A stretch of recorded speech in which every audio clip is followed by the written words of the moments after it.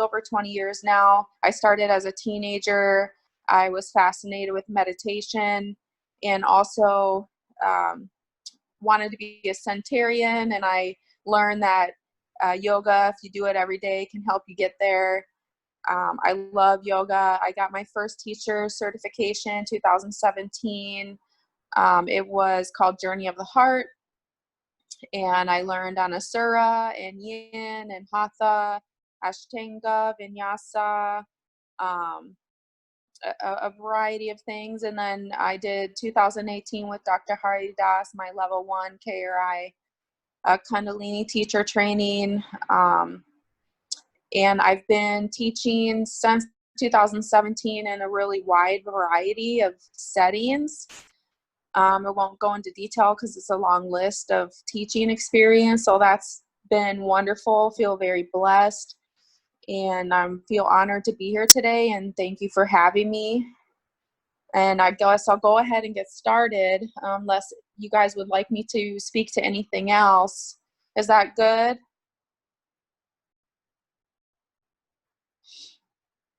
Yes, it's perfect. Perfect. All right. Do you have the slide up? Can I see the first slide? It says anatomy with a little yoga underneath. Sure. Just give me a minute. Okay. Here. I'm kind of going blind here. So. Yeah, got it. Yeah. This is so funny. So anatomy, we're going to do a very basic intro. I'm going to go kind of fast because I do want to leave time for Q&A.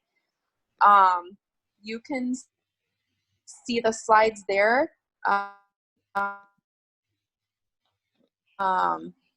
guess just put your questions in the chat. I haven't taught virtually yet, so this is a unique and exciting, wonderful opportunity. But the first time is the first time, right? That is self-explanatory. I'm not going to go deep into anything. My tendency is to go in real deep. And I'm going to do my best to stay very bird's eye and very superficial. So these are the reasons why anatomy is so important as a yoga teacher. I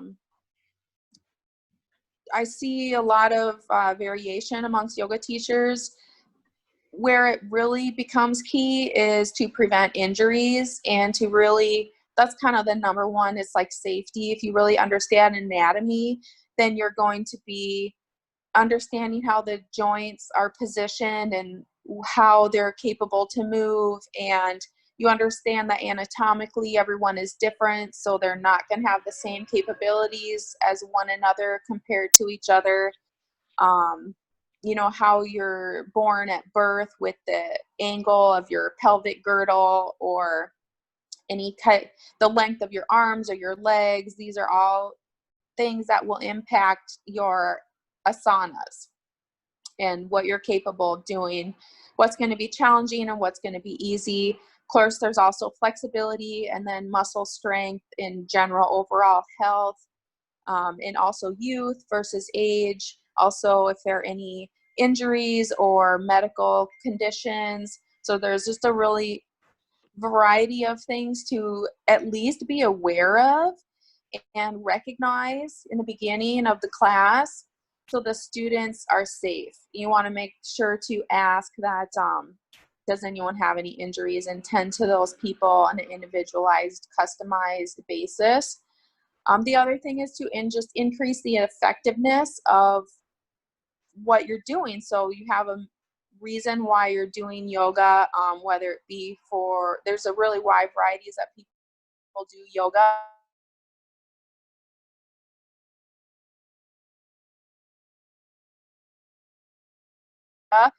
But one of the number one, there's definitely the physical benefit too. I don't know if you can, like, if what's showing on my screen is where you guys are at. Yeah, so you need to let me know when you want me to change slides. Okay, go ahead and go to the fourth slide. It says circulation. Thank you. You're welcome. So we won't be too long here, but you can see with circulation, you have to think of cerebrospinal circulation. That's its own circulatory system. The lymphatic circulation, which is its own system.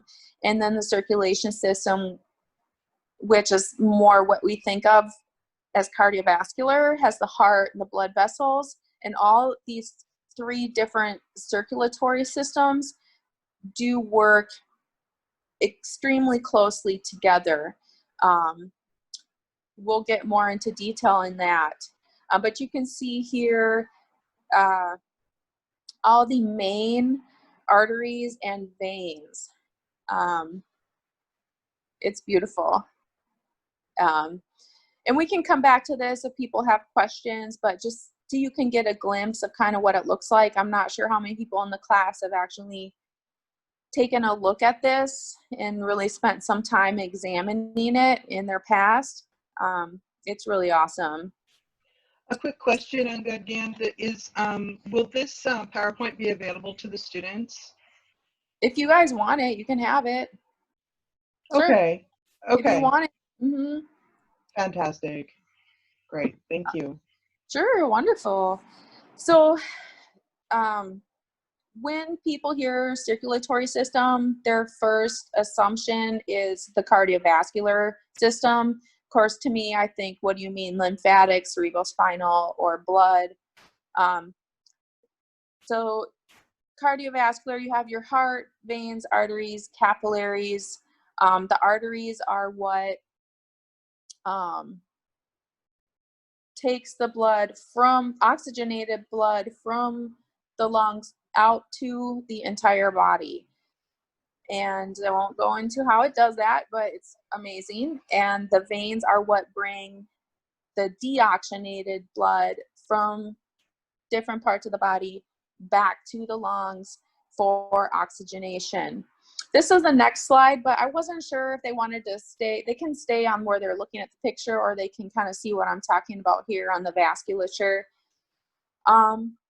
The capillaries are microscopic, and they call it the capillary beds.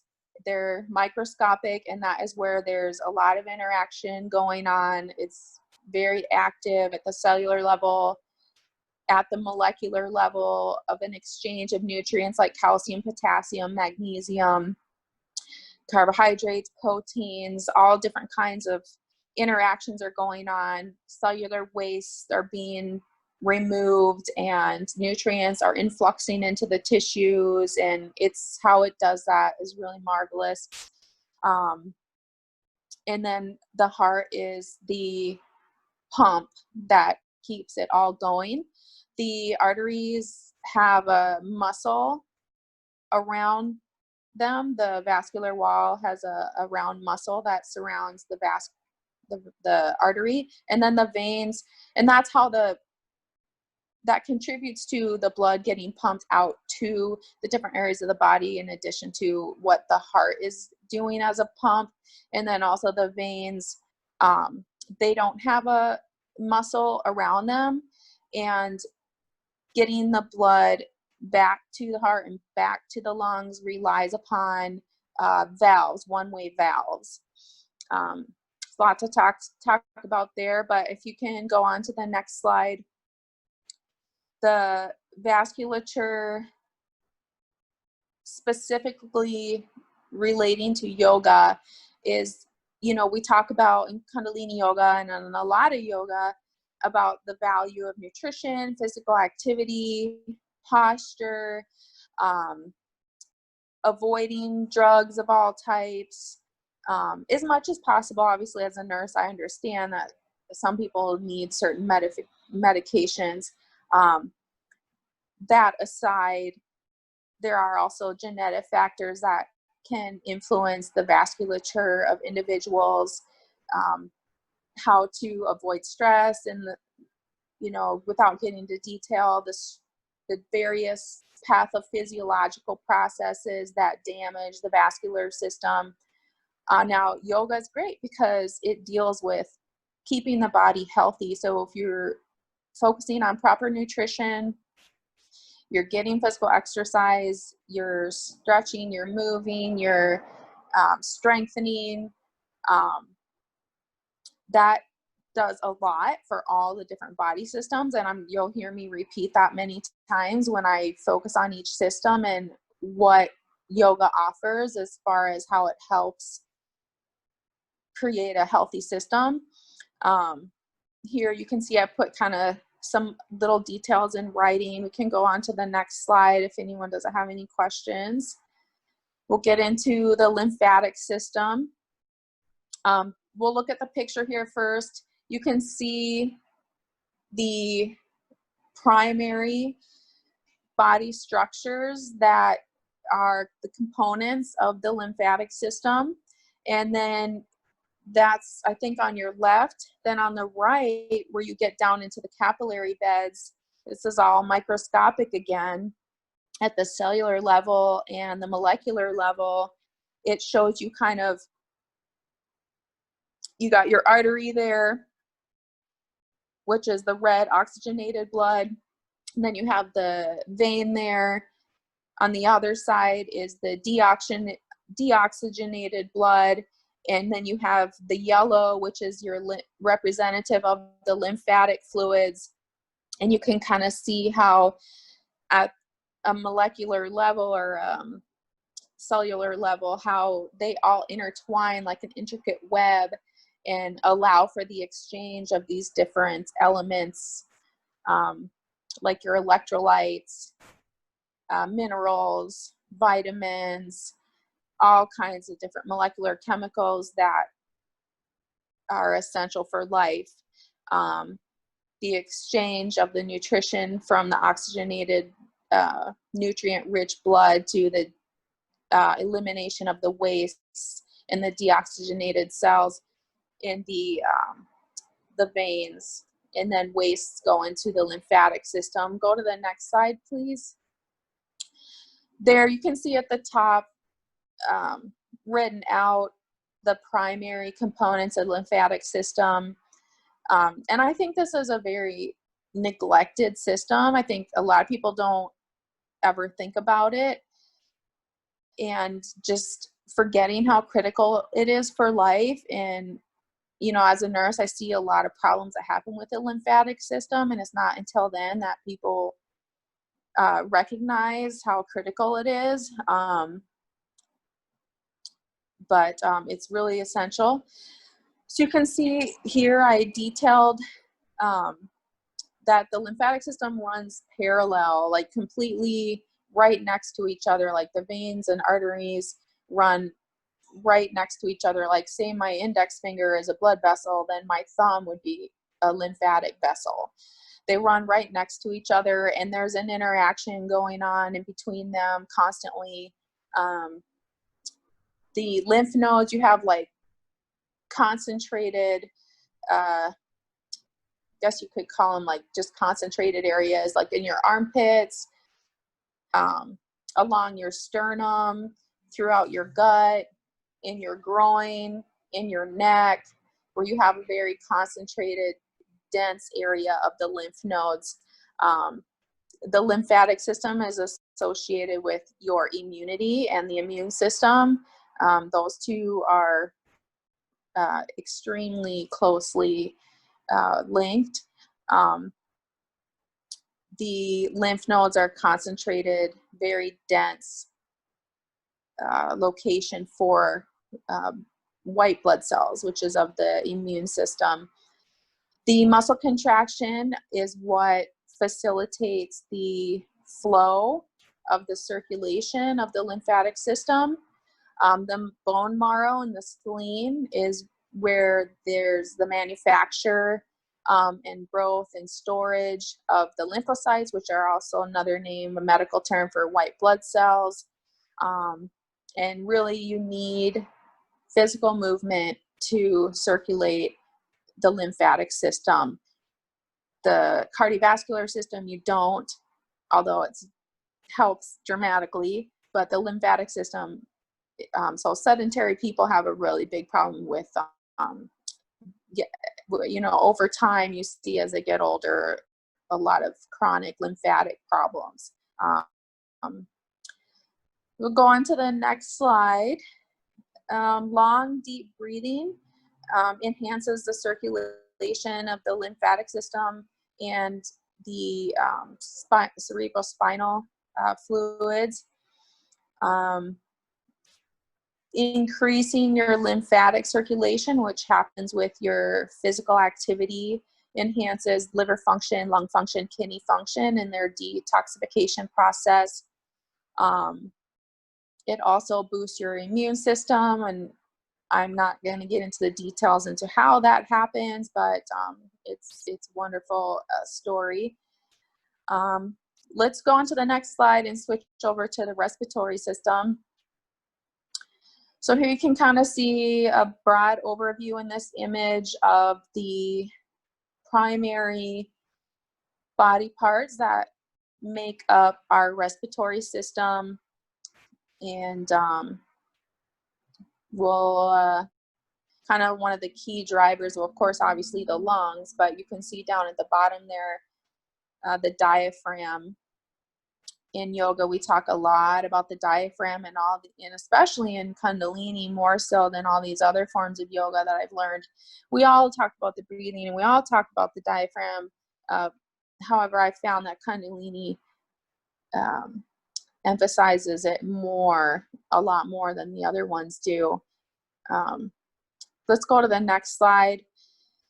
So the respiratory system at the top there, I've written out the primary body parts of the respiratory system.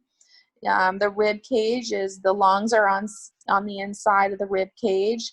And one thing that I think is kind of special is that the right side has 3 lobes to your lungs, and the left side only has 2 lobes to your lungs. So, you know, as a nurse, that does matter in your assessment.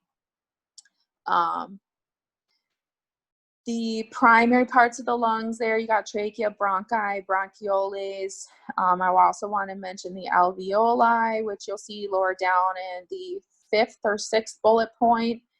I did want to talk about, now when you think about the trachea, the bronchi, the bronchioles, and the alveoli, these are the names that are given to each part of the branches. So the lungs, really, although it's microscopic, and if you were to pull a lung out of a body and like look at a cadaver, you don't see those branches that obviously. You can see the big ones, like obviously the trachea and the bronchi, but then once you get down to the bronchioles and the alveoli, where there's a lot more gaseous exchanges going on between the bodily fluids and the lungs,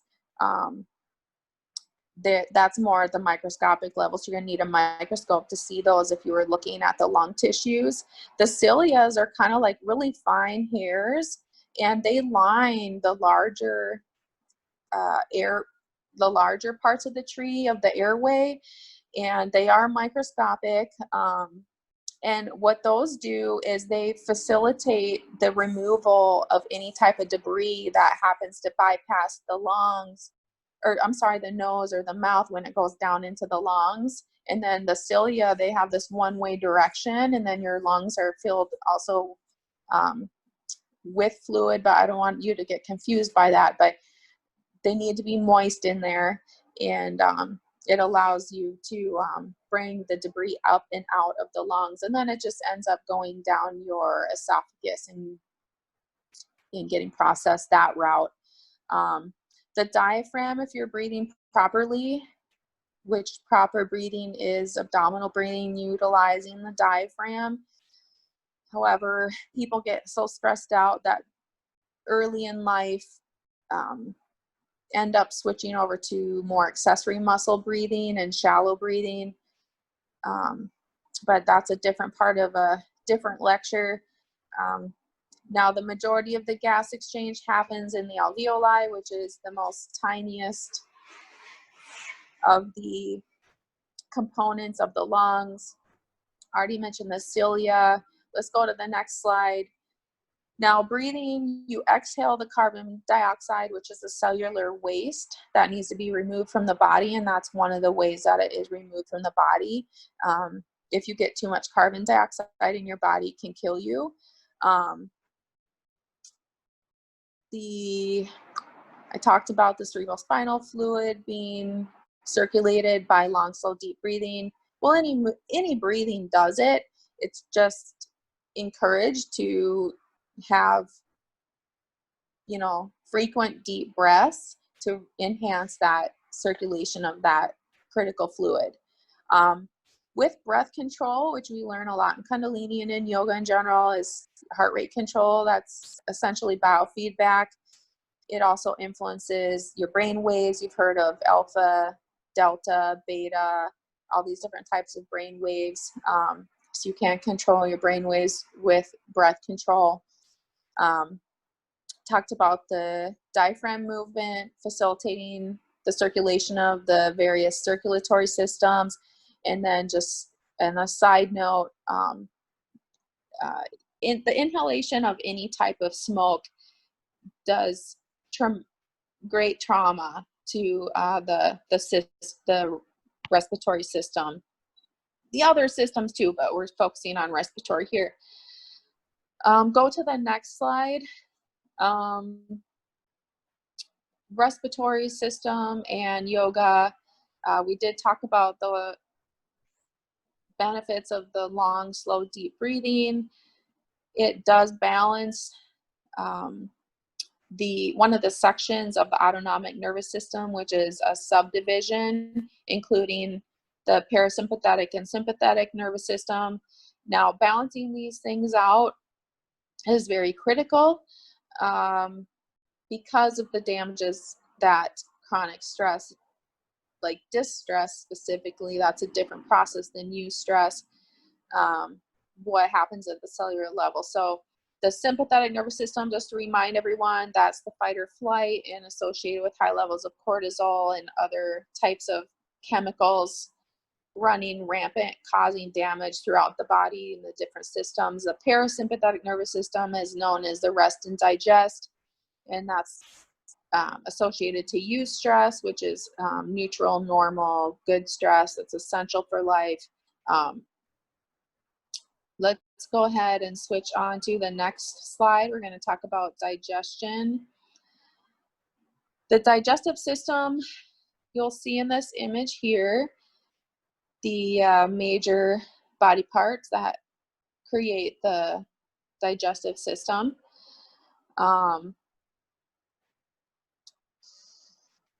You can kind of give it a look over. You can see there's the gallbladder there over by the liver. Now this isn't really actually that, it's good enough, but the gallbladder is actually on the inside of the liver and a different area of the liver. So that kind of just stuck out to me right there. But your liver is underneath your right rib cage, and your stomach's more on your left, which is why I don't know if you've ever noticed, if you lay on your side, your left side, it's easier to digest than if you lay on your right side. If you're laying down, it's always better to be sitting up, but if you were to lay down, you got your pancreas there, which is also, these pictures don't do it justice, where it really actually is located within the body. It's a lot higher up and more kind of like at the same place as the stomach. You got your duodenum, which is the very first part of the intestines that comes right out of the stomach. And then you have, that goes into your small intestines, which I don't know if you've ever heard some of the statistics, but we got a lot of small intestines inside of our abdomen, and that's where the majority of the nutrient exchange is occurring. And then a lot of the waste is formed, and like the last of the digestion in the colon, it goes into on your right side, your ascending large colon, which is going up, and then you have your transverse colon, which is going from right to left across your body horizontally, and then you have your descending colon, and that goes towards the rectum and the anus. You got your appendix in there. Let's see, we'll go down to the next slide where we'll go into a little bit more detail. At the top there, you can see the list of organs, the primary organs of the digestive system. digestion starts as soon as you put whatever into your oral cavity. The saliva has digestive enzymes in there, and then with the chewing, we call mastication. You're breaking it down into smaller pieces, and the enzymes are breaking it down into smaller pieces, and you really do want to take your time with chewing, and you want to drink a lot of water so you have a lot of saliva. Otherwise, you can get low on saliva. It causes all kinds of problems. Let's see, the stomach then churns it, and it mixes with one of the strongest acids known on earth, and that is digestion in the stomach. Goes into the duodenum. The gallbladder, which is within the liver, excretes the enzymes called bile. It's a dark green, which is kind of cool to see in actual real life. That breaks down fats. People undervalue the gallbladder. Then you have your pancreas, which is producing various chemicals that are critical for digestion. The small intestines, as I mentioned, is where the majority of there's nutrient absorption. The liver is the part that really extracts the last bit of nutrition, and then also helps to remove the waste. And then let's see, the excess waste we'll get to the kidneys when we talked about the genitourinary system, and then we also have the evacuation of feces, which is that form of waste. We have a lot of different forms of waste. We have waste that are excreted out when we exhale. We have waste excreted out through our skin. We have waste excreted out through urine and also through feces. So we have a lot of processes that are eliminating waste. Let's go on to the next slide, yoga and digestion. So all body movement and all breathing exercises and breath work facilitates what is called peristalsis, and that is how the digestive system functions, is through peristalsis.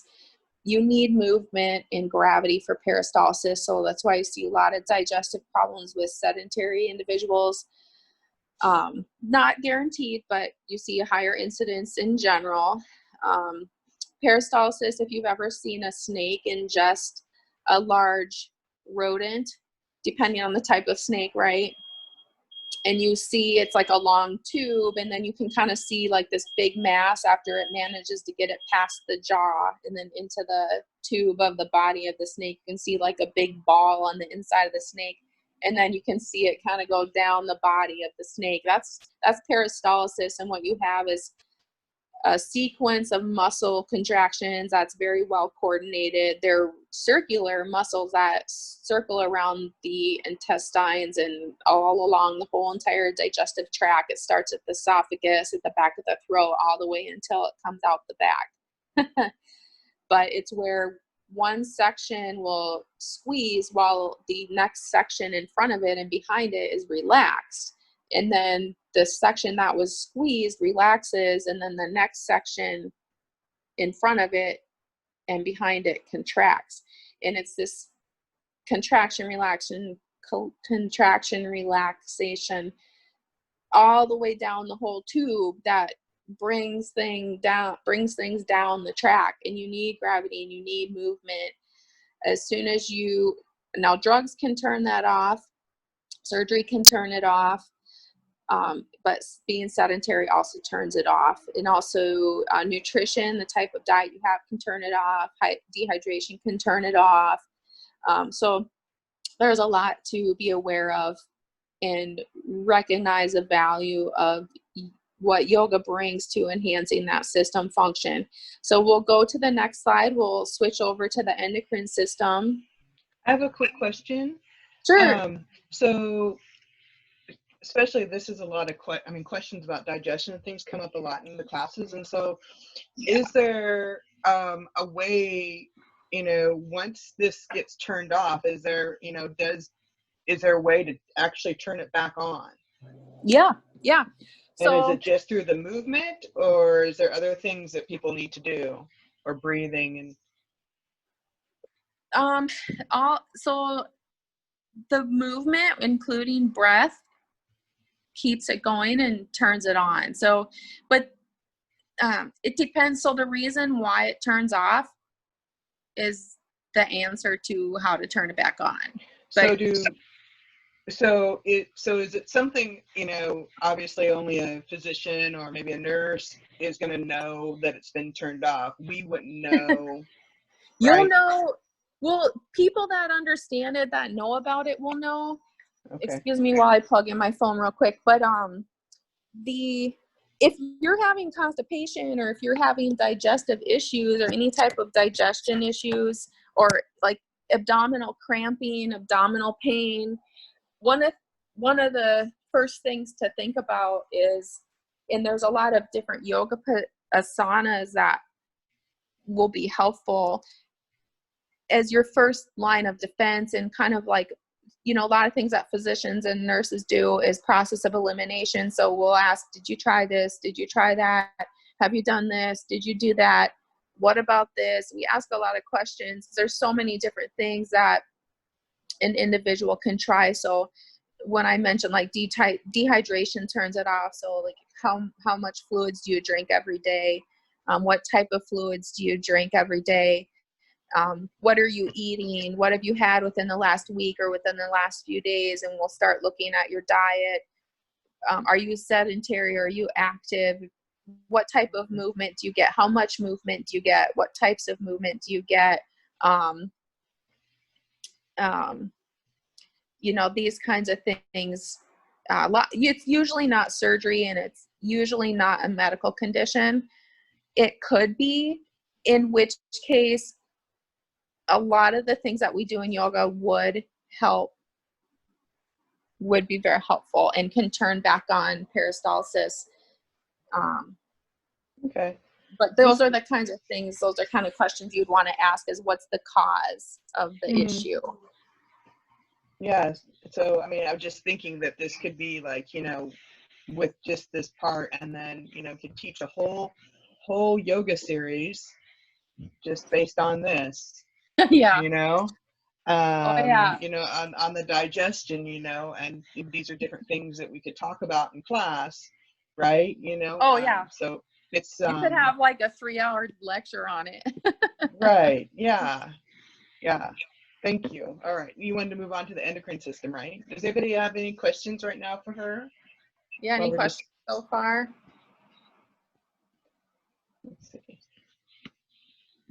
Looks like everybody's okay. It seems like the digestive system is one of the ones that comes up a lot in yoga classes. Is there dietary things that we could offer to people or recommend, or things like that can help with that? Obviously, there's yoga postures and things like that, but I'm just wondering if dietary things that are good to offer. Yeah, dietary, definitely key. Number one, most important thing is hydration. Hydrate. I cannot emphasize enough, and especially like what people think is drinking a lot of fluids really is not that much fluids. Normally, I'm speaking very generally because I'm speaking from being a registered nurse, working in a hospital and an ER and ICU and in surgery for the last 16 years, and all my training, and what in general, it's very rare to come across someone that actually is taking in a good amount of fluids. The next thing would be what you eat. What would a good amount of fluids be? It's like, if you just say take in a lot for me might be 32 ounces, but that might not even catch it, because 64 ounces is probably the better thing, and probably 100 ounces. Yeah. So normally my goal on a daily basis is 1 gallon. That may seem like a lot, but you'll find that you don't have any headaches, you don't have any digestive issues, you have a lot of energy, you sleep better. Your urine is the proper color, the proper concentration, you decrease infections, you boost your immune system. So there's so many benefits. You're less likely to get, I think, very like medical, you're less likely to get blood clots. You have adequate volume of fluids in your body. You're cleansing your kidneys, you're cleansing your liver. It does so many different things for your body, and it's just clean water. You want to look at the quality of your water. A lot of people, they hate water, so I understand if they want to have other types of fluids, but I do try to encourage them to get used to it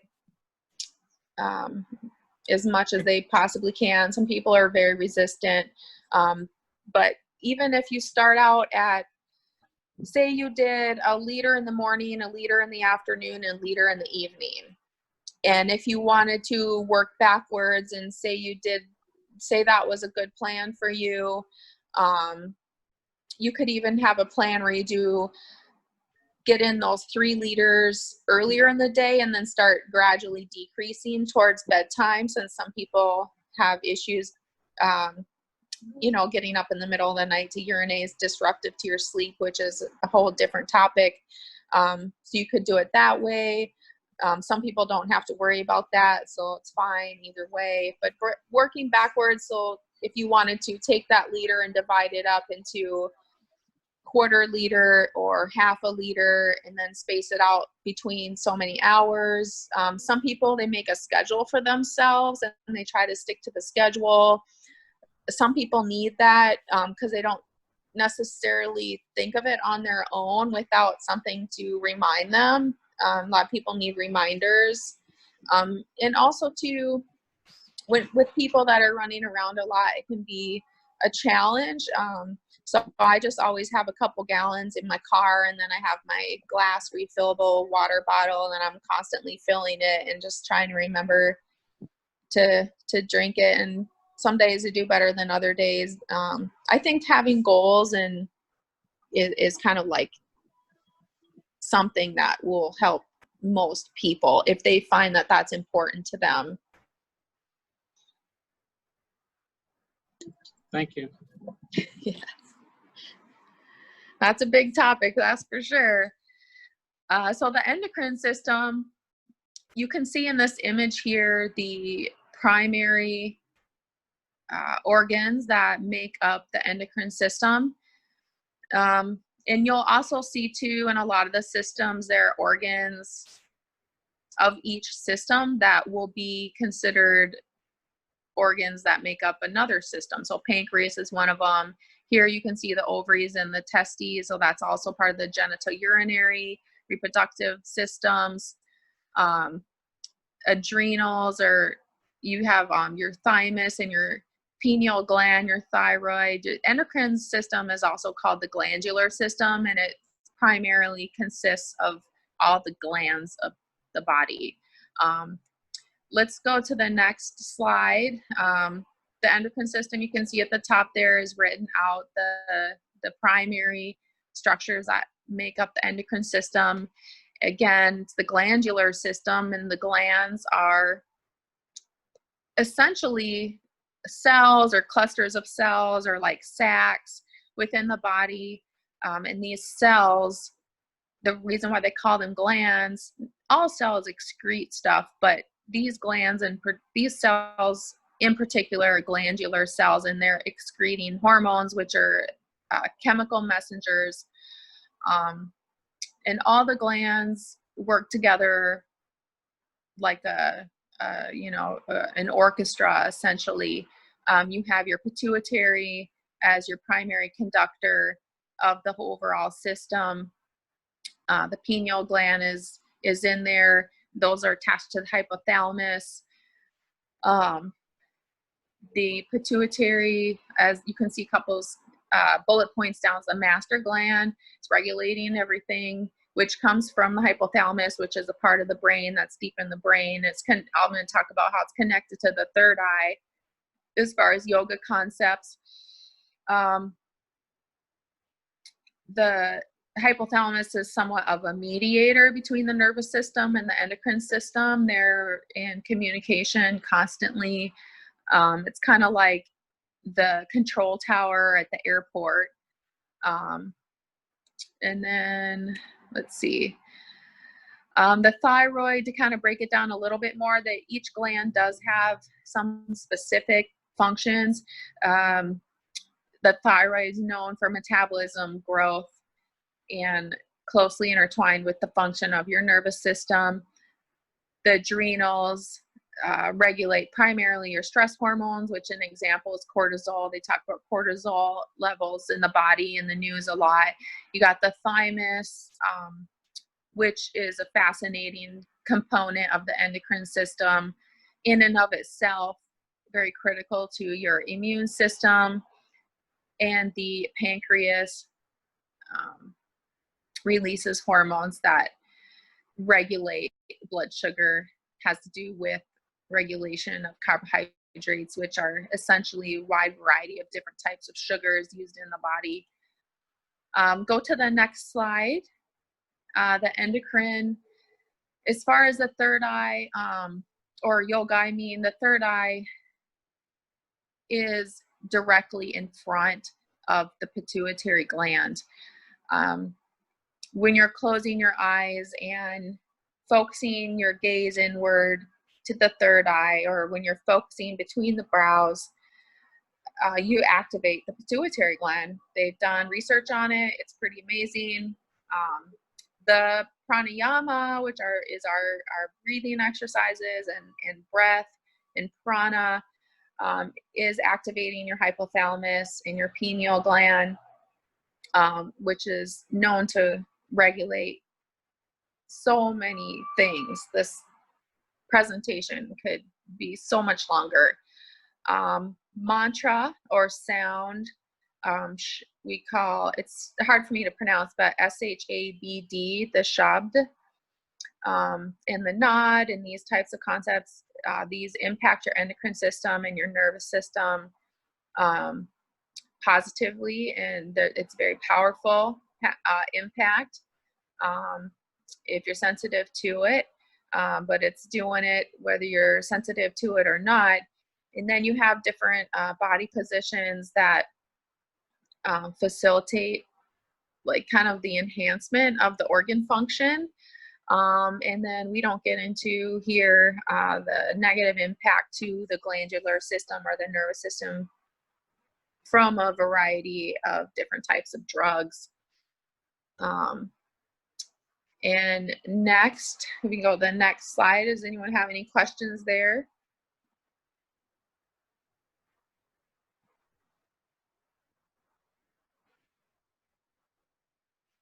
The nervous system, I really like this picture a lot, but it's a microscopic shot. So if you were to put a bundle of nerves under a microscope, it would look something like this, depending on the stain used on the slide that's used to put these little tissue samples under the microscope. And this is, I can probably bet $1,000 electron microscopes. You can see it looks kind of like a little intricate web, and to me I can see clearly what the different anatomical parts are, but it's kind of hard to explain over the phone, but that's what it looks like. And so you have all these electrical impulses constantly shooting all over the place throughout this intricate web of nerve cells. And you can see the axons and the dendrites, and I'll get more into that anatomy, sorry, in the next slide. Let's go to the next slide. You can see the different cranial nerves and your spinal nerves coming out of the cranial nerves come out of generally the cervical section of your spine and the neck.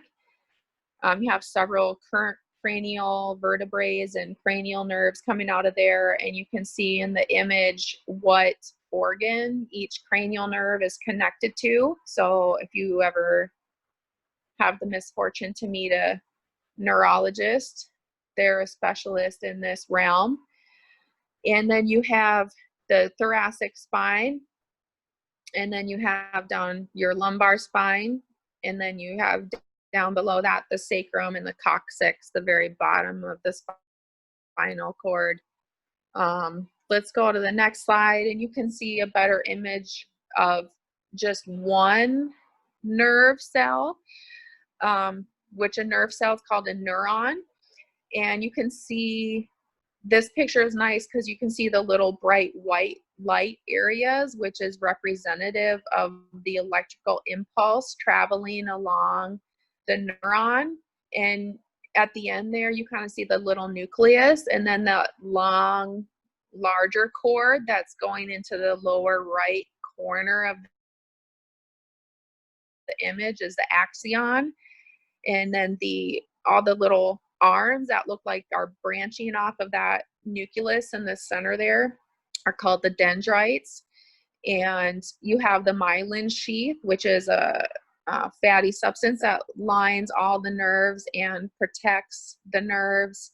And the electrical impulses are shooting constantly throughout your entire body, all over your body, sending messages to the brain from every area of the body you could imagine, and then also shooting messages out to the body from the brain. I think it's just so fascinating. You can go to the next slide, and I just want to show. I have a personal question on this. So I'm fighting shingles right now. What would my nerves look like with shingles? They're angry, they're agitated, they're inflamed. So like all these things would be like bright or dark? Well, they get not necessarily a color change, but you see like swelling, like edema. Now microscopically is normally swelling. It's not like they turn like a different color. Now superficially you can see the color change at the skin level. You can see usually patches of red, and it tends to follow along the path of the nerve that has the infection. And I know it's very painful, so I'm sorry you're dealing with that. Does that answer your question?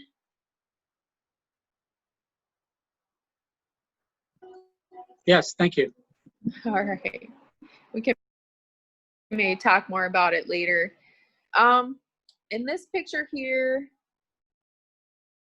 so I have to bring my brain back from that. I just want to show the hypothalamus mostly, but you're the top of your spinal cord, which is component of our nervous system. The brain is our main number one center of our nervous system, specifically the central nervous system that controls all the various different subdivisions of our nervous system anatomically. You can see the midbrain and the forebrain, your frontal cortex. You can see the occipital, which is the back lower associated with vision, the cerebellum. So you can see different parts of the brain. I want to show that in the center there, where there's a concentration of cerebral spinal fluid in the choroid plexus, corpus callosum.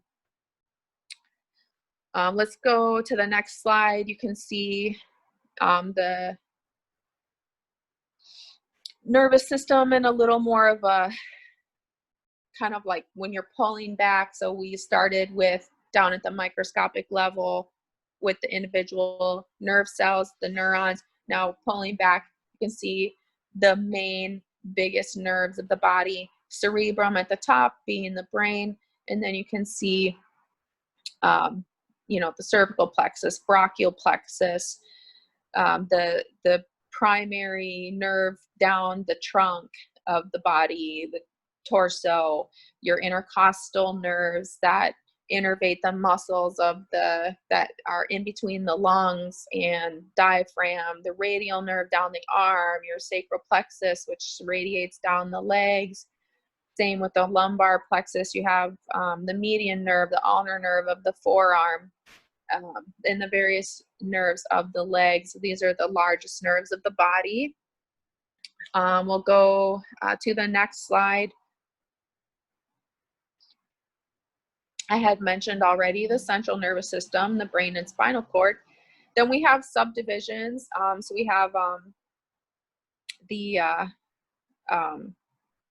peripheral nervous system, which are the nerves that are radiating out of the spinal cord. We talked about those on the previous slide. There's 12 cranial, 31 spinal, and then now the nerves are similar to the cardiovascular system as far as the blood vessels and the lymphatic system, as far as they're constantly branching to finer and smaller and finer and smaller until you're at a very tiny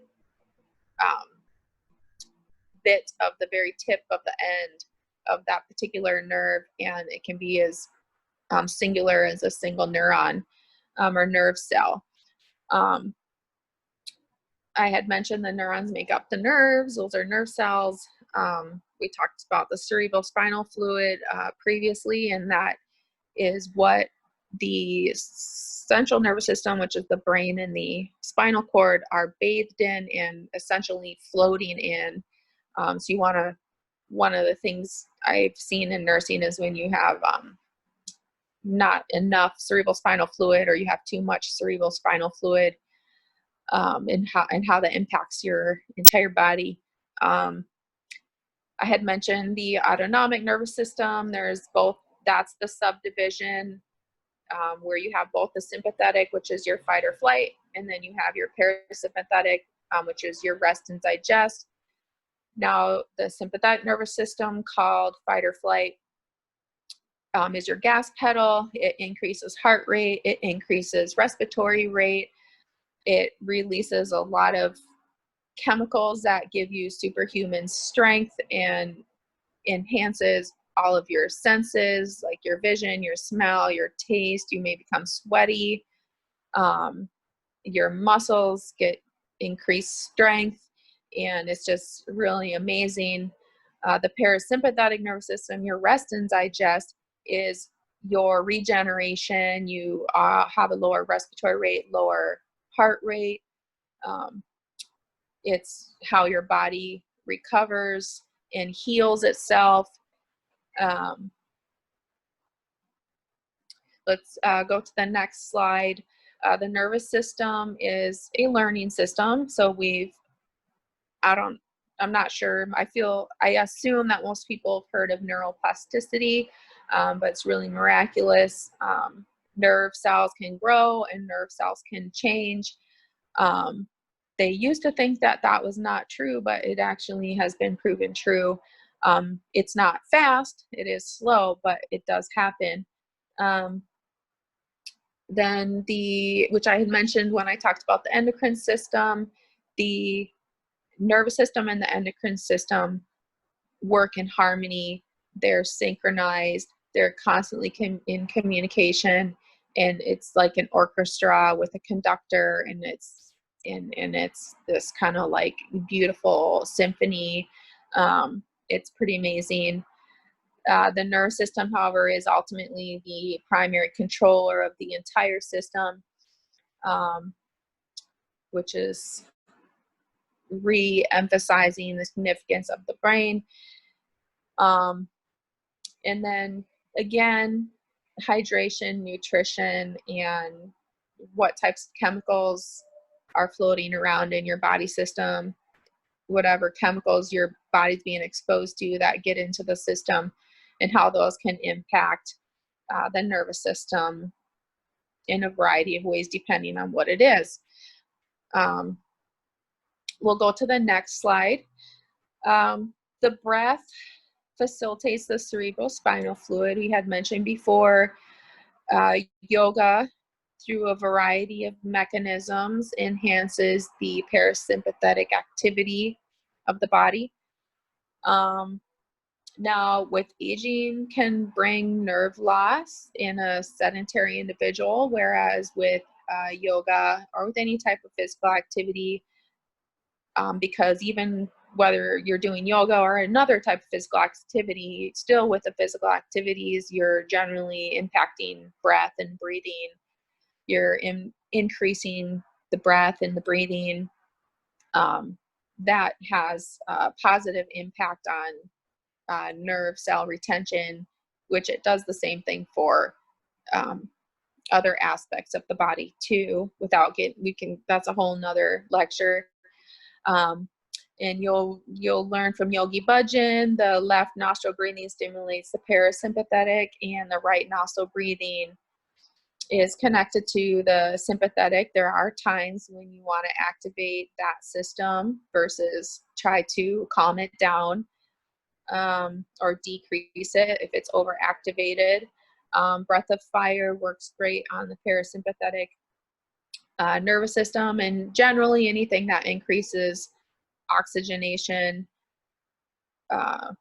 is activating or enhancing your parasympathetic system, which is, each one has a very complicated impact to all systems throughout the body. So that would be a whole nother topic.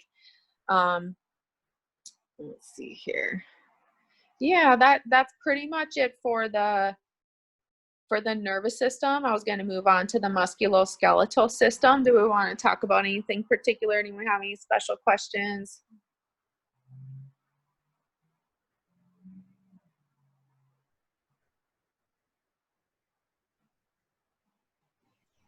Looks like we're ready to move on. Thank you. Yeah. All right, let's go to the next slide. We have the musculoskeletal system. The first image here shows you your primary largest muscles of the body. Let's see. Yoga does increase your flexibility of your muscles. It does impact your tendons and your ligaments. Your tendons connect the muscle to the bone, and the ligaments attach bone to bone. Essentially, those tendons and ligaments and muscles are keeping your joints together and holding your bones together, so you have the formation of the skeleton. Otherwise, it wouldn't be all together how it is. But the more flexible you are, and the stronger you are, the stronger the bones you'll have, and the stronger ligaments and tendons you'll have, and the greater, I guess, like longevity, essentially, because it's all connected without getting deep into too much detail at this point. We'll go on to the next slide and look at the skeleton. You can see skeleton are your bones, which they are vascularized, and it's dynamic, so it's alive and it's constantly changing. It's very fluid. Hurting the bones is very painful. They do have nerve endings in there. You can see the different bones of the body there. These are just the largest bones. Let's see here. It doesn't go into detail into all your tiny bones scattered all about. We can go to the next section. Since it's anatomy for yoga, I wanted to show these muscles, and also as a nurse, I wanted to have an opportunity. I think it's a great opportunity to share with yoga teachers these tiny, deep internal muscles. So what you see here on the left is the most left, the gray or the white is kind of the bone, and that's the sternum. And then you can see at the top the clavicle bone, and then it will show you the rib bones. And then you can see the white sections are like the tendons connecting those muscles to those bones. And then you can see those muscles, and you can see the names of them. You got your serratus anterior, then you have your external intercostals. Now the intercostal muscles are the muscles that go in between the ribs. And you see the external intercostal on the right, and then you see the internal intercostal, and your innermost intercostal is more longitudinal, like vertical. Then you have your internal and your external intercostals, which are more diagonal. And the reason why I want to point this out is because a lot of our asanas, you know, when we're doing like our deep breathing, where we're really filling our lungs to maximal capacity, we're stretching and strengthening those muscles. And what I see happening as a registered nurse is as people get older, because they're not stretching or strengthening and exercising those muscles, is breathing becomes more and more difficult. So as people age, they're just not able to take a deep breath. And I think it's just an interesting phenomenon that I feel yoga teachers should know about. A lot of the breath work that we do and a lot of the asanas that we do, and even work that we do that impacts the nervous system, that innervates these muscles and these areas, is enhancing the function, and it increases our longevity. It also decreases morbidity, mortality. So we'll go to the next slide, and then you can see the internal abdominals, and we do a lot of core work in yoga, and our core, which is also called our girdle, and it's the center of our body, and it helps us with our posture, which is really critical for lymphatic circulation, cardiovascular circulation, cerebral spinal circulation, to have proper posture, and also is critical for organ function, because when we're not in proper alignment, not only are we straining various areas of our body, which causes injury, but we're also decreasing the capability of the organ to function, and has various ramifications for when you're looking at a long-term chronic situation. Let's go to the next slide. You can see, I like to point out to people, a lot of people have never really looked at the psoas, or the hip flexors, some of the deeper muscles of the thigh. You can see in this picture a frontal view of the quadratus lumborum.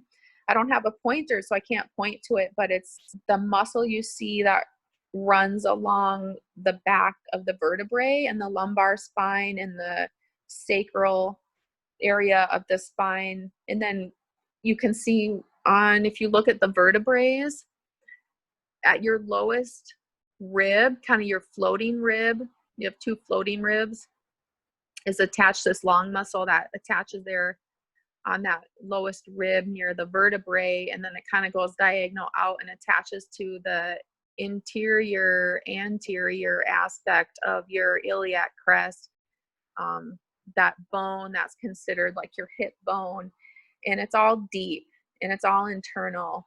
And the quadratus lumborum and the psoas and those hip flexors, you can see them in the front, and the internal thigh, they're deep muscles. We're doing a lot with like warrior pose and triangle pose and any type of bridge pose, like any like back arches. All those kinds of things are strengthening and stretching those muscles, and a cure for a wide variety of ailments, physical experiences that people experience, and also will help also with posture and your balance, so gait stability, and even things such as running or jumping, or going from seated to standing, all super critical. So the next slide we'll go to, I wanted to show the future yoga teachers. Maybe some of you are already teaching yoga. Tiny vertebral stabilizers. And so you can see there are many, and they're very tiny, they're very skinny and very short, very narrow, and they are critical to posture and critical to supporting the spinal cord and the vertebrae.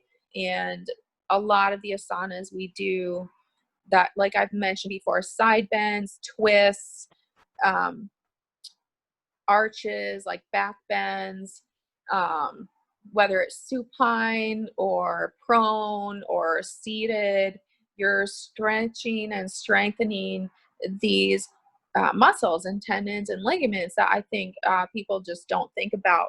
A lot of people that don't know anatomy are not even aware that they're there. But it shows you the significance of what we're doing. Here, if you go to the next slide, you can see the quadratus lumborum.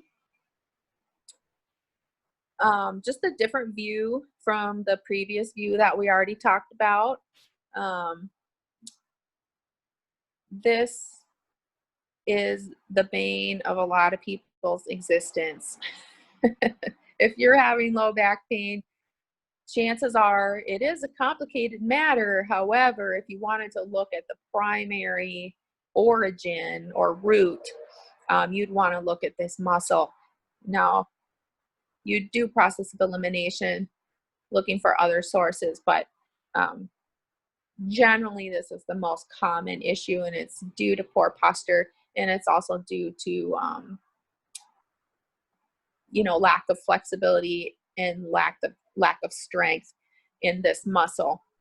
And a lot of things we do in yoga works on this muscle. The next slide is just another image of the superficial or external versus deep or interior muscles of the thorax, of the trunk, that we're working with a lot of our asanas and support our posture and our central nervous system, like our spinal cord, etc. And also too, by working on these muscles, it maintains proper positioning of the vertebrae, which will decrease issues with the spinal nerves that radiate from the spinal cord out through and from in between the different vertebrae.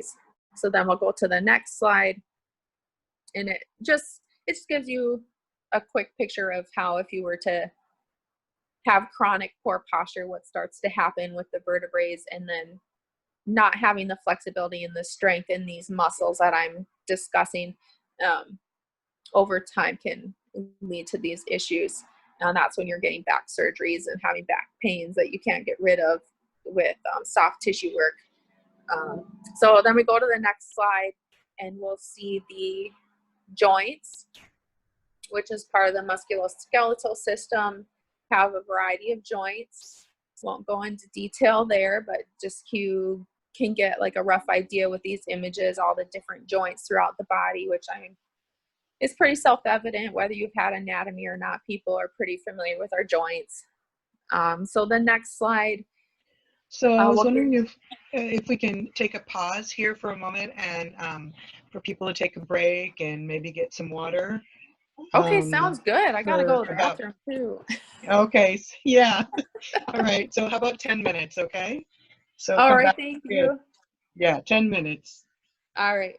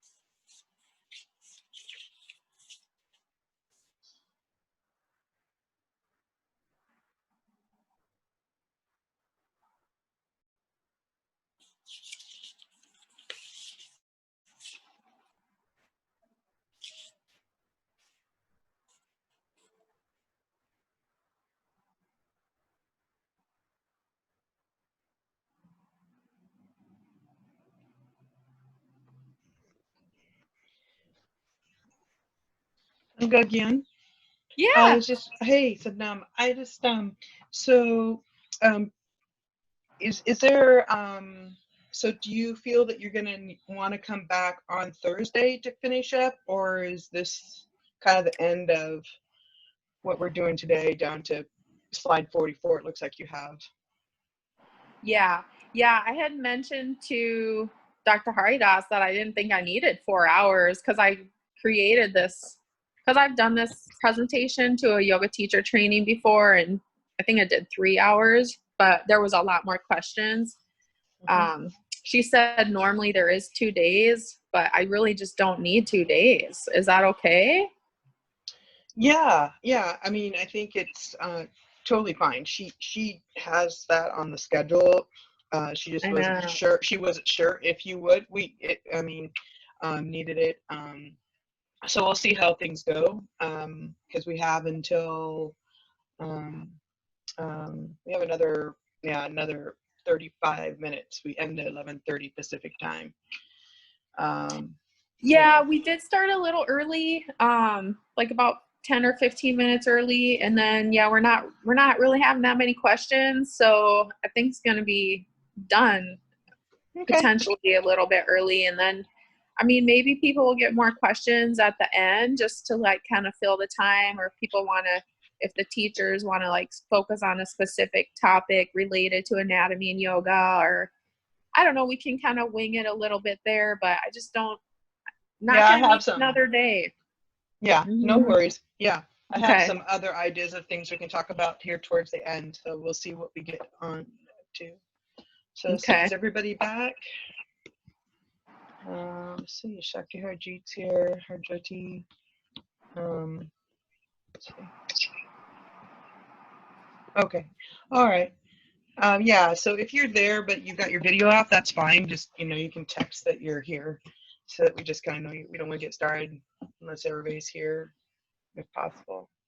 Let's see. Do you want to wait like 5 more minutes or start?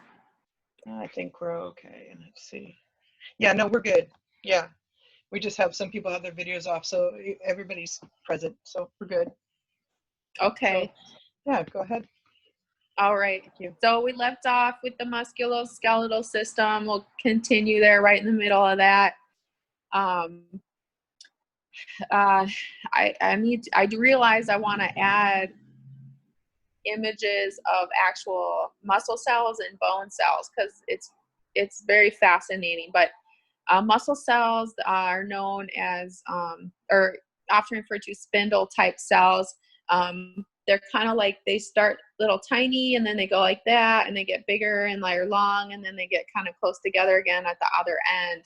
I was trying to think of an analogy for how they look like. It is microscopic, a cell, but that's kind of what they look like under the microscope. And you have different types of muscle cells. Again, I was doing very high level presentations, so I wasn't going that great of depth. But there's trillions of muscle cells, and they all collaborate in synchrony to contract and relax together to form the movements of the body. It's pretty interesting. And then, of course, our joints and our bones dictate which movements that we can make with our muscles, because we do have limited ranges with specific joints, different ways of moving the body. The muscles are our primary heat generator. Obviously, our circulation is also another heat generator, but the muscle cells are the primary heat generator. That's why when we exercise, it gets so hot. And there's a variety of things going on physiologically with that to create so much heat, down to the cellular level. I won't get into that. It is fascinating. And then the relaxation and contraction of the diaphragm, or of whichever muscles, if you're using the diaphragm for proper breathing, or if you're using accessory muscles for the alternate type of breathing, is still based off of relaxation, contraction of muscles to breathe, and the nerves that innervate those muscles. The bones, you can see here, as I mentioned before, it's dynamic, it's alive, they're vascularized, they're innervated. It's mostly a mineral matrix. So minerals are like calcium and phosphorus, magnesium. So when you look at your periodic table of elements, you have your different minerals versus other elements, more like your calcium things, or sorry, potassium, things like that. The marrow is bone marrow. It's on the inside of the bone, and it has a variety of functions.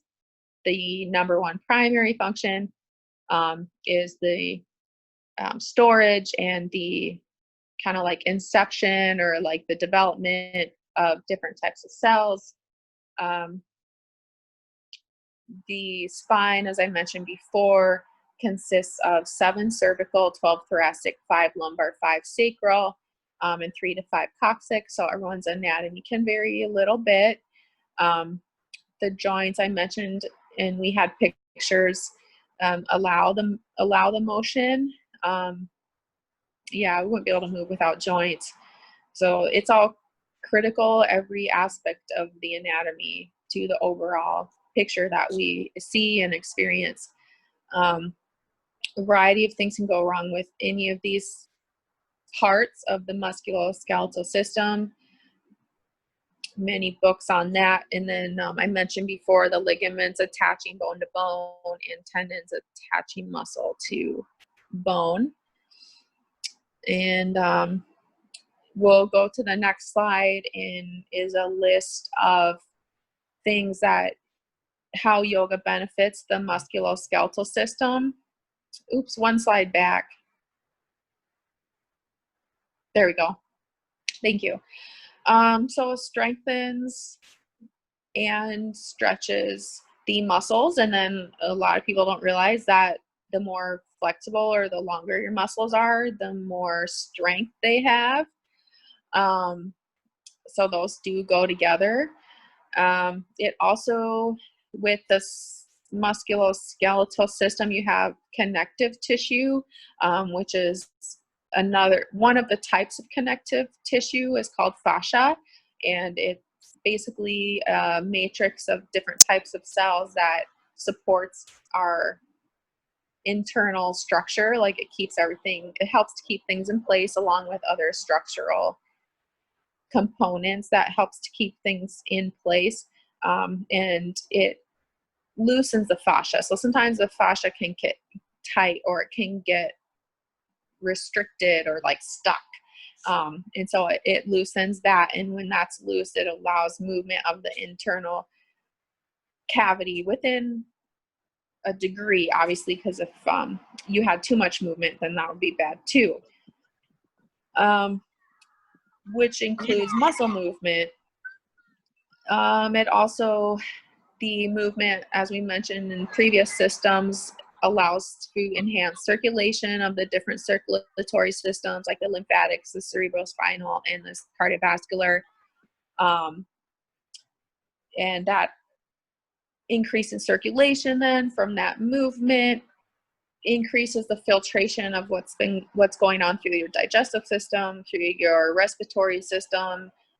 And when you talk about the digestive system, which we haven't also talked about, the genitourinary system, the kidneys and the liver, and also with excretion, as far as through the skin, through the lungs, and through the urine and the feces. It's all connected. It's all intertwined. You know, things such as detail. There's some positions like twists, back bends, side bends, proper posture. I've gone into depth in those specific body movements in previous systems. And also when I was talking about the intercostal muscles and the intervertebral muscles and ligaments and tendons, I do want to mention here, I put this in here, the headstands. Just as a yoga teacher, I haven't personally experienced headstands or in Kundalini. However, in the other yogic branches I have, but just being really super careful with inversions and protecting the neck in inversions. That's a lot of weight to put on the neck, and proper alignment is critical. And I would just personally advise that if you're not sure, then you might as well just avoid it. That leads you down another path as far as like insurance and stuff like that for teaching classes. But just making sure to verbalize that to the students also. If you're ever, like say you're in plow, remind the students, do not ever look right or left, to keep the chin tucked and the neck lock engaged, and not breaking that, to protect the neck joint or the cervical spine. Yeah, there's a lot to be said about that, but just being aware and being conscientious and reminding the students, and safety first, don't want any injuries. So with any asanas that are inversions, if there's any strain on the neck, just be super careful with that cervical spine. I have a question about that, for you and for either Sathari or Baldev, because in my training as in Vinyasa, so in Hatha Yoga, yeah, those were always very kind of cautious asanas to get into, Yeah. like shoulder stand, for example. Mm-hmm. And we did a Kriya recently where we were in that and like bicycling for a long time. So like I feel like, I mean, I've practiced enough in my body to know if I can or if I can't. But if you have students, you know, just making them aware of that. But like, what are options that they would do in a particular class like that? I can't remember the Kriya right now, but we just did it last week. But what are other options for shoulder stand for people to get into, or are there not? Or do you just say like, do the best you can? Because I feel like something with that, like you don't want to say just do the best you can, because if they put injury into their body. Yeah, and I'm not sure your other professors or teachers for this course. From my own experience, I always explain before going into it, if I even do it at all, unless I know that I'm in an advanced class. So usually I'll assess the class in the beginning and see, do I have advanced yogis here as far as asanas and kriyas? Do I have inexperienced people or experienced people? Do I have beginners or people that have been doing it for many years and have familiarity with the variety of yogas? And so I kind of try to do an assessment to gauge my kriya or my asanas. And I'm on top of that always offering modifications. So a shoulder stand, handstand, headstand, or other variations of what are considered inversions. You're offering modifications, and also watching the students, seeing how they're doing, commenting on form. You know, you're going to give a good detailed explanation going into it and demonstration. But you can always people can always revert to relaxation pose, corpse pose, or they can do a modification where they just put their legs up the wall, like move over to the wall and put their legs up the wall, or just put their legs up but they're laying on their back. Or child's pose, or any of those kinds of things. So just making sure to give options and letting them know that, you know, unless you've done this before, unless you feel comfortable and confident, don't try it. If it's a smaller class, you can give a lot of hands-on and a lot of one-on-one, but if it's like a really big class, you're not going to be able to do that. So you're just assessing the overall situation, using critical thinking, and deciding what's best in that type of situation. What do the other teachers say?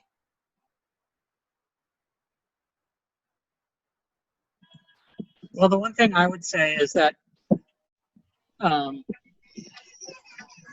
you always have to be prepared. If you prepare Class A, you always have to have a Plan B, because you may get to the class and discover that what you plan to do, the class that's in front of you, there's no way they're going to pull it off. So then you have to have your backup Kriya ready, or one that you've memorized that you know anybody can do, so that you can pull that off. Like if all of a sudden you have 4 new students in your class and you're going to do some complicated Kriya, you know, it's just like you're just asking for trouble, because your job is to deliver an experience, and if they can't do an experience, then what are you delivering? So you have to be able to really read your class, like you said, and if you don't have that Kriya, so you always have to have a backup Kriya. Always, always, always, because you have to be able to, as you said, read the class. So that's my 2 cents. Yeah, and I think, yeah, what you said about, you know, all the different options that we could do, you know, just remember in a Kundalini yoga class, you know, reminding people, you know, because we have people that come with, you know, different potential issues with their bodies, and we don't necessarily know what they're coming in with. And, you know, and then you got someone, you know, that may be on their period, and you got someone who may be pregnant, you know, and so inverted things wouldn't be appropriate for them. But the one thing is that, you know, being in that space, being in that vibration, all right, that is highly, highly valuable. And so, you know, even if you're demonstrating this exercise, inverted pose, whatever, which one it might be, and making sure you give all the safety, you know, basically I've gone over the safety and who should be doing it and who shouldn't and whatnot. You're just also reminding people that just by being in the space and just sitting there, doing long, deep breathing, you know, or lying on their back, or like, you know, Angad Gian said, you know, child's pose. It's, you know, it's really reminding them of those things, because there's the other piece is that, you know, like she also talked about, is advanced people, advanced yogis knowing, but there's a lot of people that come in and they may know about a whole bunch of things with them. There's also a whole lot of people that come in, they don't know. They're not in tune with their body. And so they don't know. So they might get up and try something and whatnot. And so if you know that you have beginners in the class, you want to do a beginner Kriya that isn't going to have a lot of these inverted poses and whatnot, just as a side of caution. Okay. But and just being really clear. And so in this case, when we're giving safety instructions, you want to give the instructions more than once. Okay. So in this case, when we're doing those kinds of poses, 3 times is really beneficial to give those instructions. Okay, so that they're you know, because we don't know if they're hearing the first or second time, but 3 times is really solid with those different poses that may prove to be challenging, and also potentially harmful if they're not paying attention. You know, because as Kundalini yogis, we don't tend to do hands-on. We don't tend to touch people when they're in our classes. And so it's important to be really accurate with that instruction. So with that, when we see a Kriya and you see all the descriptions of, like, you know, what you're supposed to say to get them in the Kriya, it's going to be really helpful to you to go back to this area of the textbook, for example, to kind of revisit, you know, what's being affected, you know, because it's not going to say that in the Kriya necessarily, you know, all the different safety things that you may need to say, or what particular part of the body is being affected, or muscle joints, and all these different things. I mean, you can say the neck, but then, you know, that's not necessarily enough. And so revisiting these chapters on anatomy and physiology before you teach that class, so that you can add some notes to the Kriya you're teaching, that you're going to teach like tomorrow or whatever. Okay, so before you're teaching it, so you can add some notes to help you be set with what you're going to say, because you just don't know who's going to show up to your class. Particularly these online classes, when you start offering public, you have, I mean, there's people that come in last minute and you just have no idea, you know. So and there's not going to be time to kind of talk to them beforehand, you know, or really get a visual, right? Because we can't always see their full body. We can sometimes just see the upper part, you know, or sometimes they have their video blocked. So really good explanation, and then adding extra notes to your kriyas when you see these types of asanas or poses in the set that you're doing. Set down. Another thing that I've learned to do after 2 years of teaching in a wide variety of circumstances is I'm noticing that the majority of students to the yoga classes are considered in the beginner category. And so I've adjusted. I generally go in with the easiest kriya I can find, and I do a lot of research and a lot of prep, and I offer suggestions for the advanced yogis if they're familiar, that they can do what feels good to them if they want a more advanced posture or pose or asana. And I'll start at the basic and then offer up, and I'll demonstrate the different levels and the different modifications. It can take a little extra time, but most people just go with the easiest asana. Excellent question. Any more discussion on that?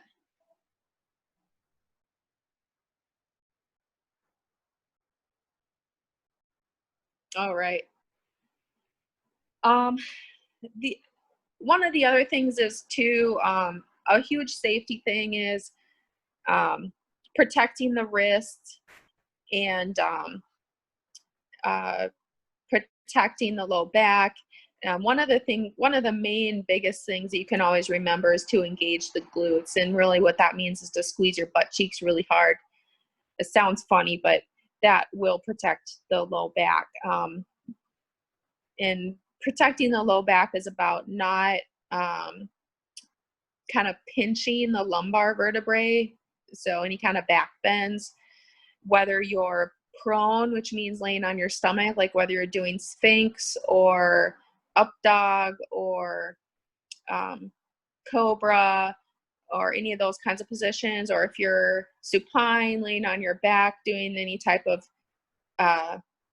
modified back bends, or like wheel, like full back bends, or any of those kinds of things. If you're engaging your core and squeezing your glutes, you'll be protecting your back, and you can learn to still have slow, deep breath while engaging the core and the glutes. So that's one other little thing I like to say about safety for asanas, protecting the musculoskeletal system. A lot of people do get injured in yoga. It's really unfortunate. Can you say a little bit more in regards to when you're talking about like the wrists? Yeah, because that's, you know, because we're on the wrist often. So yeah, can you say a little bit more about that? What you're... Yeah. So warm up the wrists to start. You can do like these kinds of things, and it doesn't seem like you're doing much, but you are. Just by activating and warming up all those ligaments and tendons and muscles, gets all that area activated, doing like this, you know, maybe pulling back like that and then going forward like that, you know, wiggling the fingers. You're going to warm it up. You can already feel by doing it. Go ahead and do it. Just do it. Everybody. It's fun. But you can feel those muscles already get hot. Those are working those muscles. And then when you're in the position, you're looking at distributing the weight. So whether you're in down dog or you're doing cat cow or any position where you're putting any weight in the wrist, you want to visualize in your mind's eye as much distribution of weight throughout the entire hand as you possibly can. And that's why a lot of yoga teachers will say grip the ground with your fingertips, because you're really it's microscopic. It's not a gross physical movement. It's a micro physical movement. It's more of a mind-body connection where you're really practicing focusing on pushing your fingers into the ground. So you're even the front of your pad, like right here where my thumb is pointing to, so that it's not all here in the heel of the foot. Oh shoot, the weight gets more evenly distributed throughout the hand, and that supports the wrist. And you're also looking at your shoulder. You're doing a micro bend in your elbow, so don't lock out the elbow because that will impact your wrist and your hand and your fingers. And looking at your overall, how your posture in your asana. So you have your locks in place, not rigid, but loosely, and your shoulder placement, are your lats engage, your latissimus dorsi, your scapula muscles, your rhomboids, your traps. You have the elongated neck, the tucked chin, now not dramatically tucked, but in the proper alignment. That will impact also the torque, or kind of like some of the motion forces on the wrist.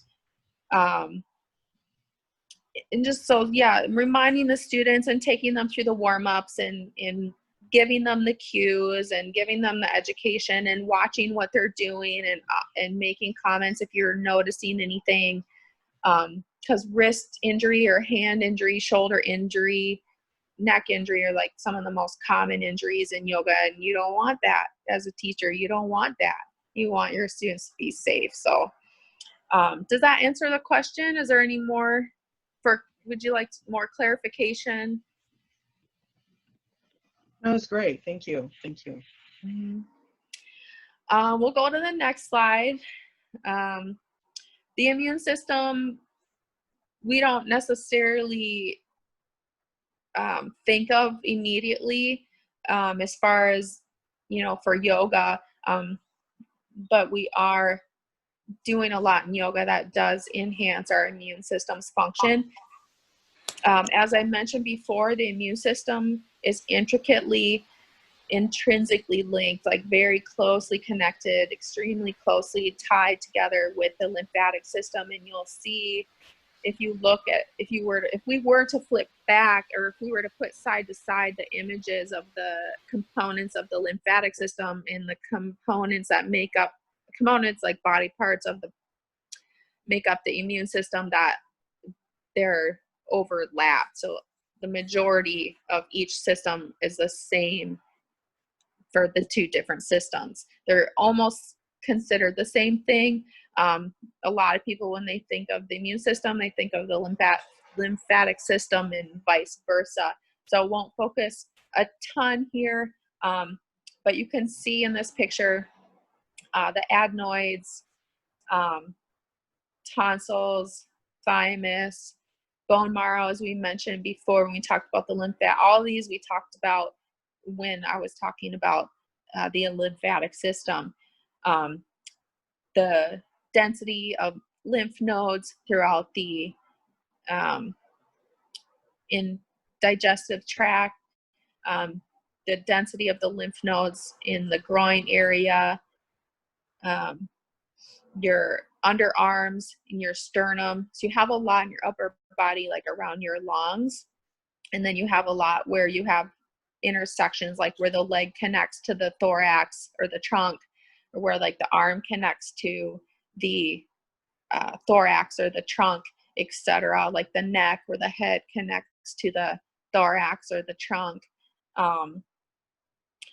And there's a reason for that because of the circulation that's going on between the core of the body and like the extremities and the periphery. So the outer distal aspects of the body.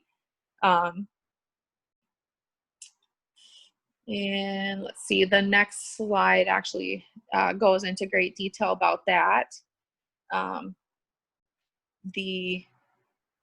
So when you're doing in yoga things that are like your deep breathing and you're impacting your central nervous system and you're impacting circulation of the cerebrospinal fluid and the lymphatic fluid and the cardiovascular fluids, you're impacting digestion, including your liver and your kidneys, and your impacting excretion, it's all detoxification, it's all elimination of waste, and like it's all increasing the circulation. So the delivery of fresh nutrient rich fluids and the elimination of waste fluids, and just increasing that process, like making that process, like more volume gets processed, if that makes sense, without getting into too much detail, is how you're enhancing your immune system. Because anytime things get really stagnant and it's just kind of pooling, it's just kind of sitting there. I mean, when you think of a river, when you think of a stream, and you think of like water flowing down the Mississippi and through streams and through creeks, or any river, or even in the ocean, like anywhere where you get pools and it's kind of stagnant and you're not seeing that much circulation, you're not seeing that much flow, that much movement, is where you see a lot of bacteria, a lot of viruses, a lot of waste. And I'm thinking like plastic bags, plastic water bottles, trash, like food wrappers, just general debris. You can equivalate that analogy to the human body. And the immune system requires that circulation for optimal function, that keeps everything moving, keeps everything diluted. That's also circulating the chemical messengers like the hormones and whatnot. And these are all communicating all together, all these different systems in harmony and in synchrony with the immune system. That's how the white blood cells operate, is by receiving these chemical messengers. And without circulation, the chemical messengers don't get around as well. And so then the body can't be as responsive because it's not getting the message as well or in as a timely of a manner. And yeah, it all works together very tightly and very, very closely.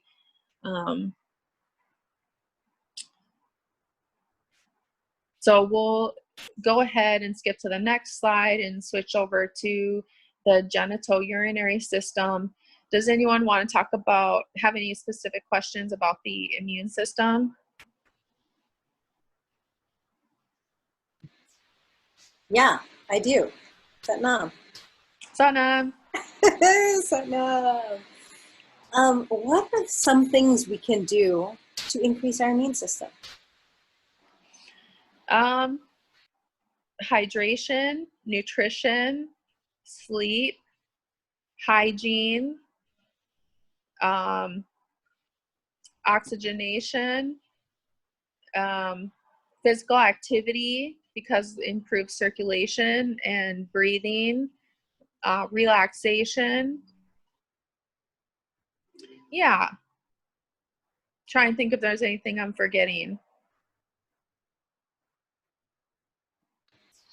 Sounds good. I think the lymphatics, what you mentioned earlier about movement and pooling water, really, the circulations, doing our Kriya really helps with those. Thank you very much.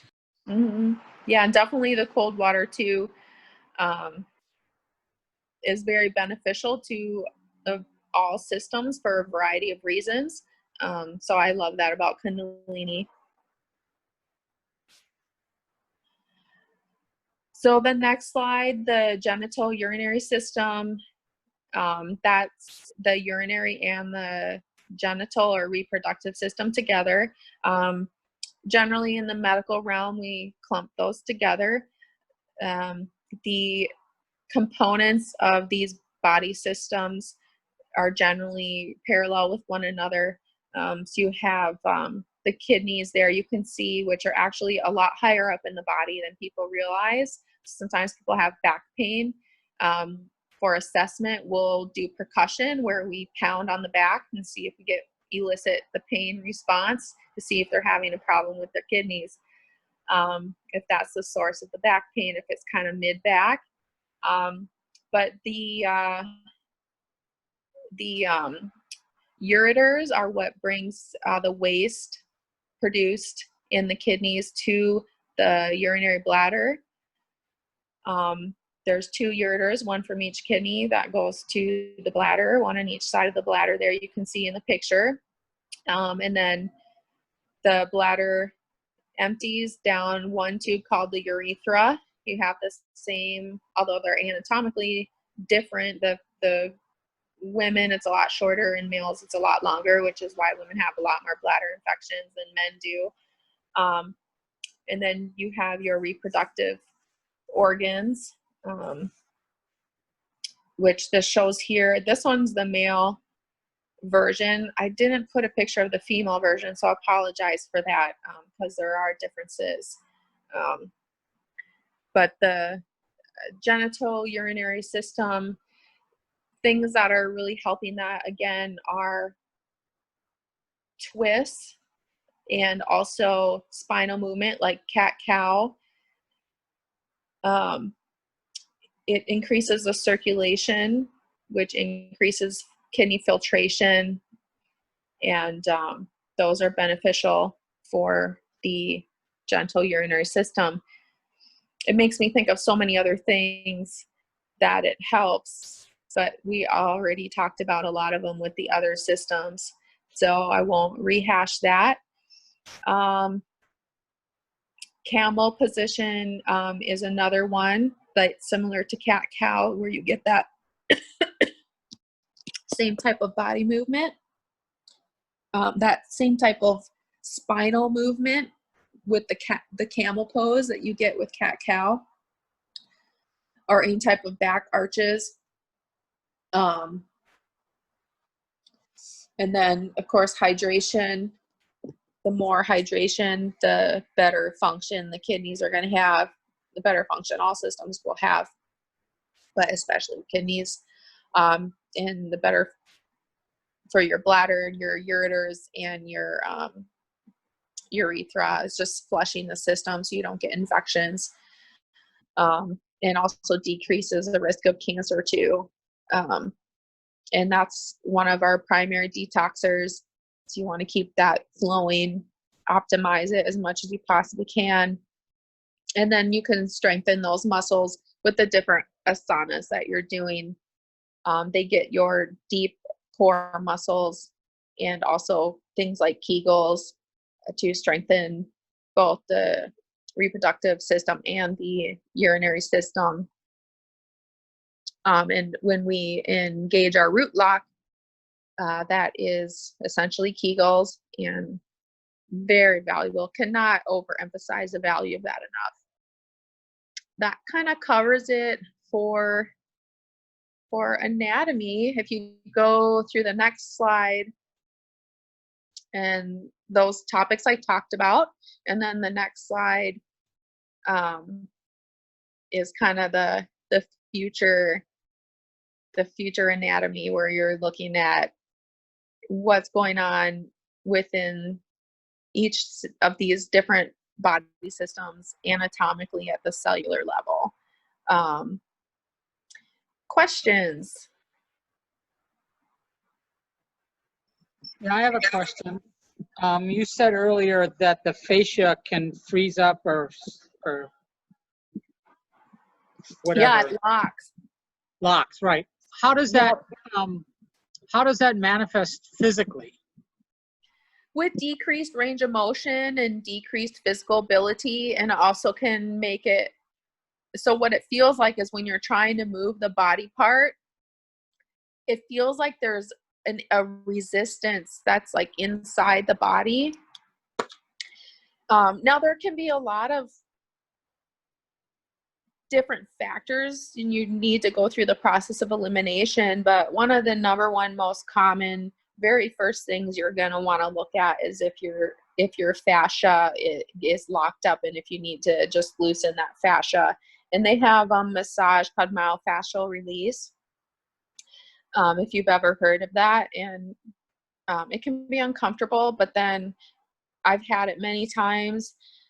I'm very athletic, and so my muscles get a lot of lactic acid, and they can get locked up, and the fascia can get really tight. And foam rolling is another thing that helps. So stretching loosens it. Hot baths can loosen it. Like Epsom salts can loosen it. Drinking warm fluids, staying hydrated is super critical. Nutrition matters. The foam roller, massage, if you can get a massage, and like I said, stretching, and those kind of things. But how it manifests, like how you would feel it, would be just, you can't quite explain this really tight sensation in your quads, like the front of your top of your legs, or your hamstrings, or your feet, or your shoulder, or maybe your back. And you're going to want to just do some stretching, do some foam rolling, extra hydrate, maybe take a hot bath. All these things are going to help loosen up and get back the movement with the fascia, which is like what the muscles are encoded, like covered in, basically. Is that helpful, or would you like more clarification? Or That's good. That's good. Anybody else have any questions?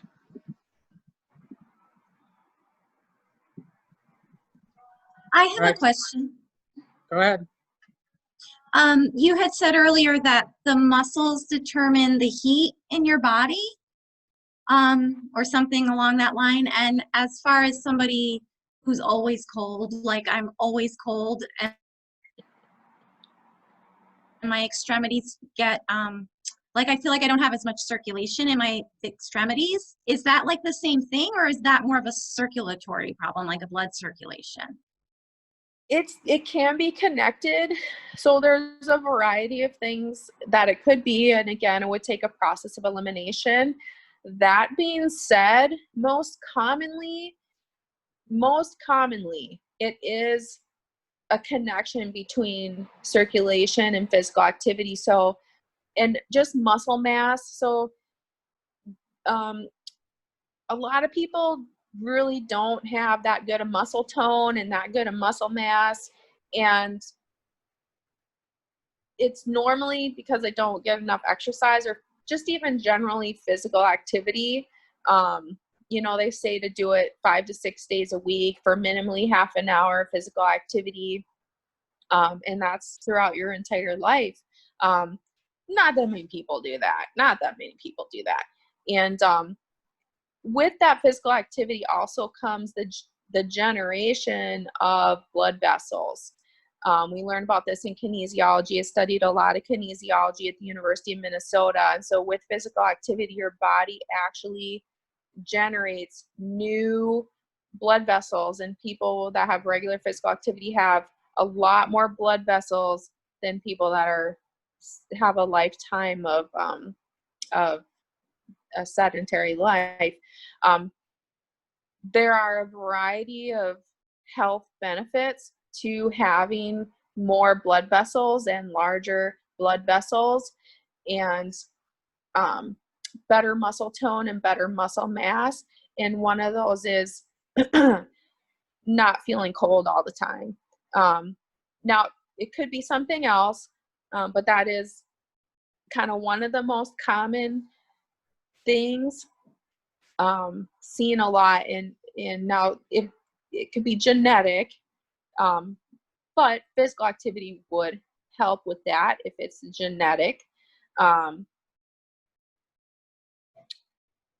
But obviously nutrition, hydration will affect that too, because the thing is with the nutrition, the hydration, it impacts the generation of tissue and regeneration of damaged tissues and the maintenance of tissues.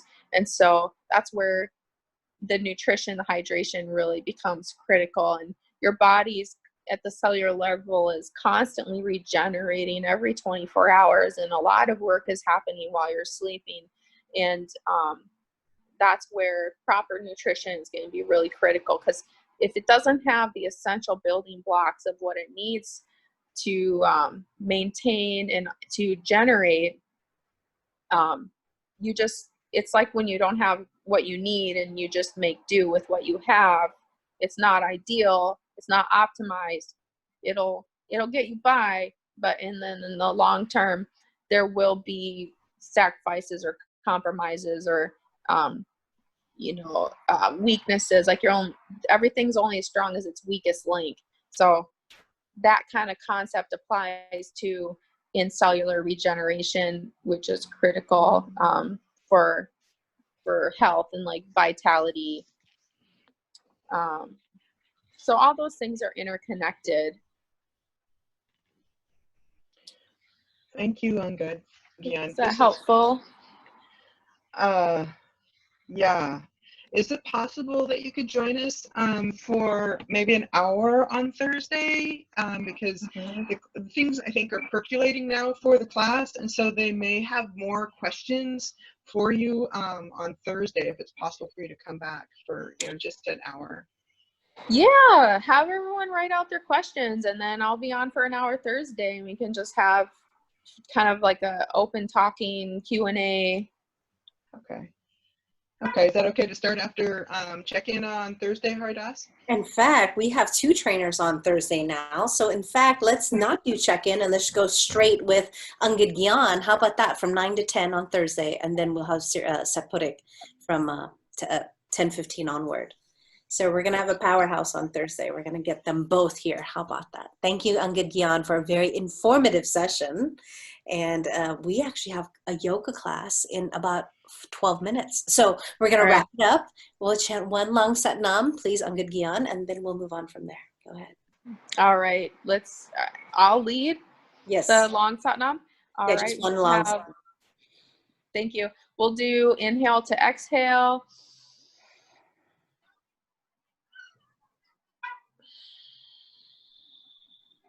And then inhale to long Sat Nam. Inhale.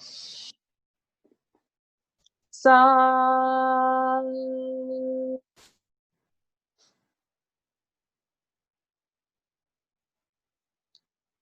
Nam. Nam.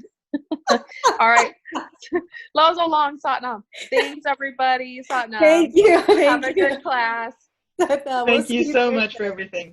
See you Thursday. And see everybody in a few minutes. Thank you. Thank you.